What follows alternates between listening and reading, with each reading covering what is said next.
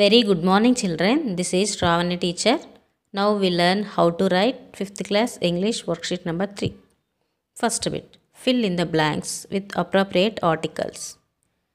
తగిన ఆర్టికల్స్తో ఖాళీలను పూరించండి. ముందుగా పిల్లలు ఆర్టికల్స్ అంటే ఏమిటో నేర్చుకుందాం. ఆర్టికల్స్ అనగా స్థిరమైన అర్థాన్ని ఇచ్చినవి అని అర్థం. ఇవి రెండు రకాలు. Number 1 indefinite article. ఇక్కడ ఏ మరియు యాన్లను ఉపయోగిస్తాం. Number 2 definite article. ఇక్కడ దీని ఉపయోగిస్తాం. పిల్లలు వీటిని మనం అర్థం చేసుకోవాలంటే వోవెల్ సౌండ్స్, కాన్సోనెంట్ సౌండ్స్ గురించి తెలుసుకోవాలి. Vowel sounds.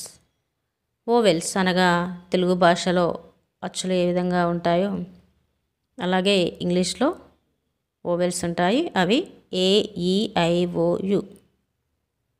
Consonant sounds. Telugu భాషలో హల్లులు ఏ విధంగా ఉంటాయో ఇంగ్లీష్లో కూడా ఏ, ఈ, ఐ, ఓ, యులు మినహా మిగతా 21 సౌండ్స్ని కాన్సోనెంట్ సౌండ్స్ అని అంటాము. పిల్లలు ఇప్పుడు ఇండెఫినెట్, డెఫినెట్ ఆర్టికల్స్కి డెఫినేషన్స్ చూద్దాం. ఇండెఫినెట్ ఆర్టికల్ ఏ మరియు యాన్లను పదాలలోని మొదటి లెటర్ యొక్క సౌండ్స్ను బట్టి ఉపయోగిస్తాం. వోవెల్ సౌండ్స్తో ప్రారంభమైతే యాన్ను, కాన్సోనెంట్ సౌండ్స్తో ప్రారంభమైతే ఏను ఉపయోగిస్తాం. For example, Raju bought dash ice cream. ఇక్కడ ఐ అనున్నది వోవెల్ సౌండ్. సో ఇక్కడ ఏమొస్తుంది? Very good, an. Raju bought and ice cream. Next example, Sriram is dash doctor. ఇక్కడ డి అనున్నది కాన్సోనెంట్ సౌండ్. సో ఇక్కడ ఏ వస్తుంది. Sriram is a doctor. Definite article. దీని definite article అని అంటాము. దీనిని ప్రత్యేకంగా తెలియజేయబడే విషయాల ముందు ఉపయోగిస్తాం. For example, the sun rises in the east. సూర్యుడు తూర్పున ఉదయిస్తాడు. ఇది ప్రత్యేకమైన విషయం కాబట్టి విశ్వసత్యంగా కూడా చెప్పుకోవచ్చు. సన్కి బిఫోరు, ఈస్ట్కి బిఫోరు దాన్ని వాడాము. నెక్స్ట్ ఎగ్జాంపుల్, సాత్విక లైక్స్ ద గేమ్ ఖోఖో. సాత్విక ఖోఖో అనే ఆటను ఇష్టపడుతుంది. అంటే ఇక్కడ ప్రత్యేకమైన విషయం కాబట్టి ఇక్కడ దాన్ని వాడాము. పిల్లలు ఒకసారి ప్యాసేజ్ చూడండి.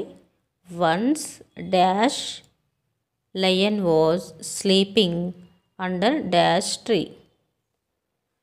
వన్స్ తర్వాత ఏ ఆర్ యాన్ ఏమొస్తుంది ఇక్కడ? Very good. ఇక్కడ ఎల్ అనున్నది కాన్సోనెంట్ సౌండ్ కాబట్టి ఏ వస్తుంది. Once A lion was sleeping under dash. Very good, under the tree. అంటే ఇక్కడ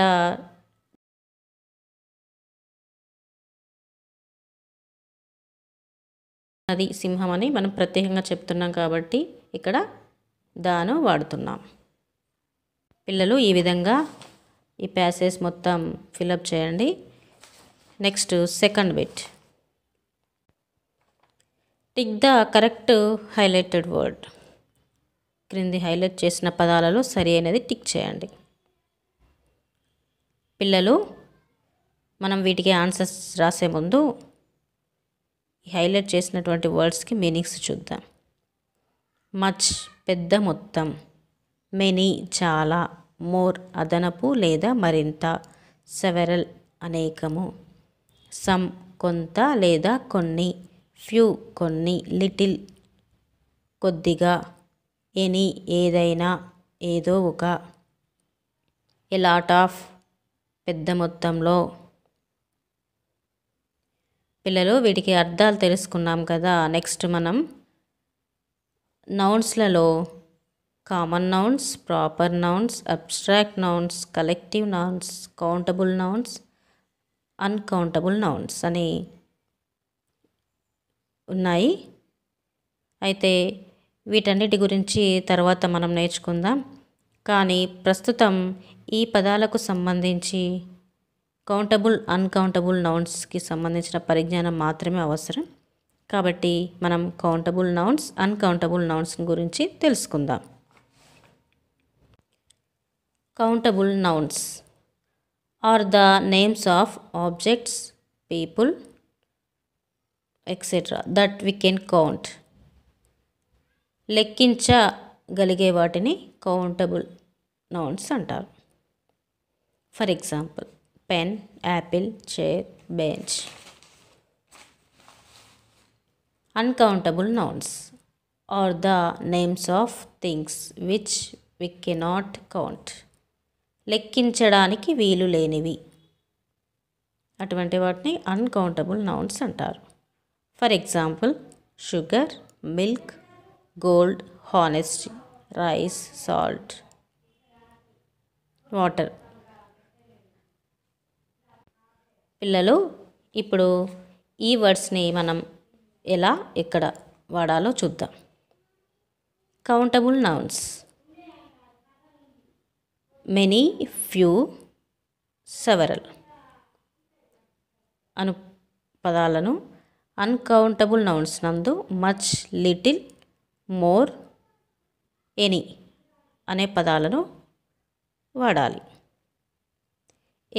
ఏ లాట్ ఆఫ్, సమ్ అనే పదాలను కౌంటబుల్ నౌన్స్ నందు అన్కౌంటబుల్ నౌన్స్ నందు వాడవచ్చు. For example I don't have much or many time. పిల్లలు ఇక్కడ చూడండి, మచ్ ఆర్ మెనీ ఈ రెండింటిలో ఏది సరైనదో మనం చూడాలి. ఇక్కడ టైం, సమయం అనున్నది అన్కౌంటబుల్, లెక్కించడానికి వీలు లేనిది. కాబట్టి ఇక్కడ ఏమొస్తుంది? Very good, much. I don't have much time. Next example Saritha does not have many or much friends. ఇక్కడ ఫ్రెండ్స్ అనున్నది కౌంటబుల్ నౌన్. సో ఇక్కడ ఏమొస్తుంది పిల్లలు? Very good, many. Saritha does not have many friends. పిల్లలు ఈ విధంగా మిగతా సెంటెన్స్ని పూర్తి చేయండి. Next third bit, identify the action words in the following word puzzle. క్రింద ఇచ్చిన పజిల్ నందు యాక్షన్ వర్డ్స్ ఆర్ వెర్బ్స్ మనం చేసేటువంటి పనులను గుర్తించండి. ఫర్ ఎగ్జాంపుల్ ఇక్కడ చూడండి పిల్లలు, జేయుఎంపి అనేది జంప్ అనేది యాక్షన్ వర్డ్ కదా, దీని చుట్టూ ఈ విధంగా రౌండ్ అప్ చేయాలి. నెక్స్ట్ ఎస్పిఈఏకే స్పీక్, ఇది కూడా యాక్షన్ వర్డ్. సో దీని చుట్టూ ఇలా రౌండ్ అప్ చేయండి. ఈ విధంగా మిగతా యాక్షన్ వర్డ్స్ని పజిల్ నందు గుర్తించండి. Next fourth bit, list the action words or verbs identified in the puzzle. పజిల్లో గుర్తించిన యాక్షన్ వర్డ్స్ని క్రింద వరుసగా రాయండి. For example jump number 1, number 2 speak. ఈ విధంగా మిగతా యాక్షన్ వర్డ్స్ని వరుసగా రాయండి.